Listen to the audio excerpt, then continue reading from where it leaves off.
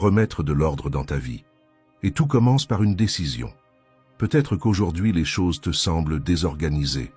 Tu as l'impression d'avoir perdu le contrôle, de simplement réagir à ce qui se passe, comme si tes journées étaient dirigées par les circonstances, et non par toi. Mais la vérité, c'est que personne ne fera cela à ta place.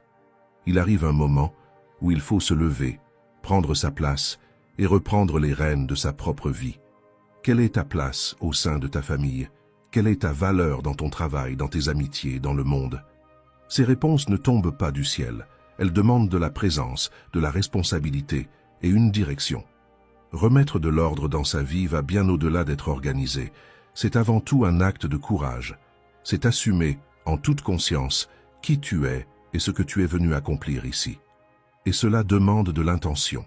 Cela demande de la concentration, de la discipline et l'utilisation des bons moyens pour construire peu à peu une vie pleine de sens. Dans cette vidéo, je vais te montrer 8 stratégies stoïciennes qui peuvent t'aider à remettre de l'ordre dans ta vie et à vivre avec plus de sens. Chacune de ces stratégies fonctionne de manière indépendante, mais lorsque tu comprends la valeur de chacune et que tu les appliques ensemble, l'impact est réel et profond. C'est pourquoi, ne considère pas cette vidéo comme un simple contenu de plus. Implique-toi vraiment. Fais-en un engagement envers toi-même. Et si tu veux faire le premier pas maintenant, écris dans les commentaires « Aujourd'hui, je remets de l'ordre dans ma vie comme un stoïcien ». Cette phrase est plus qu'un commentaire. C'est un signe clair que tu es prêt à reprendre le contrôle et à vivre la vie que tu mérites réellement. Maintenant, commençons. Première stratégie.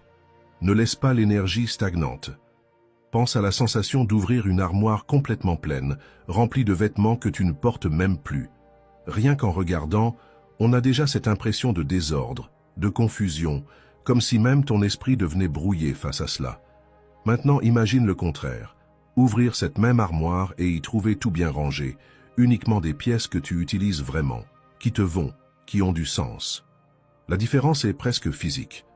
Tu ressens le soulagement, la légèreté, la clarté.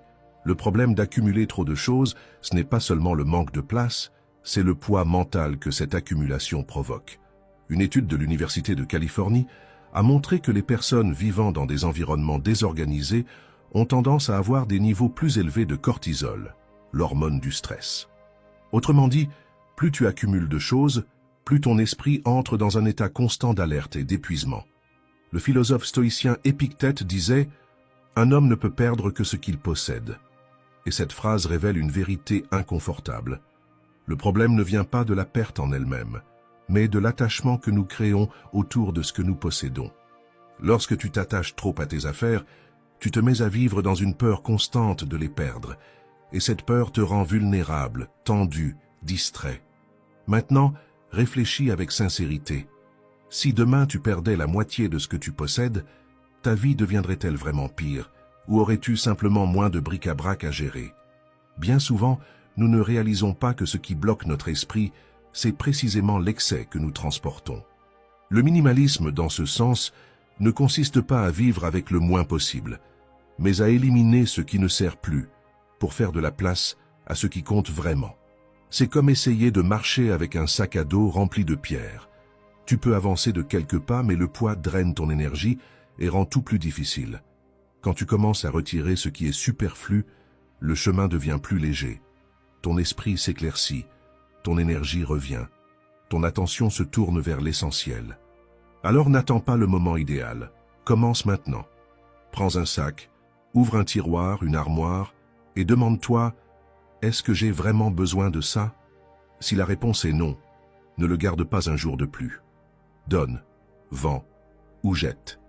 Mais ne retarde pas le soulagement de te libérer de ce qui n'a plus de sens. Chaque fois que tu élimines un excès, tu récupères un morceau de ta paix. Et souviens-toi, tu n'es pas défini par ce que tu possèdes. Ta valeur ne réside pas dans le nombre d'objets que tu as accumulés, mais dans la clarté de qui tu es, dans la légèreté que tu as choisi de vivre.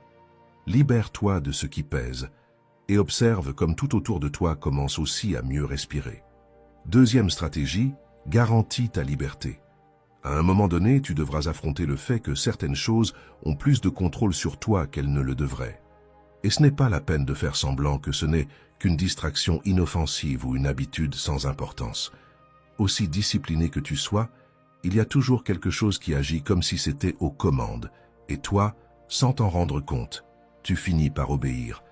C'est comme conduire une voiture en ligne droite et soudainement, le volant commence à tourner tout seul. Tu essaies de corriger, mais il insiste pour sortir de la trajectoire. C'est ainsi que fonctionnent les dépendances. Elles prennent subtilement le contrôle de tes mains, jusqu'au moment où tu te rends compte que tu ne choisis plus vraiment librement. Et le plus dangereux, c'est que cela ne vient pas toujours de quelque chose de grand ou de scandaleux. Parfois, cela se cache dans le geste automatique de prendre son téléphone sans raison, dans cette envie presque compulsive de manger un dessert après le déjeuner, même sans avoir faim, ou dans l'habitude silencieuse de boire un verre de vin ou une bière chaque soir pour se détendre.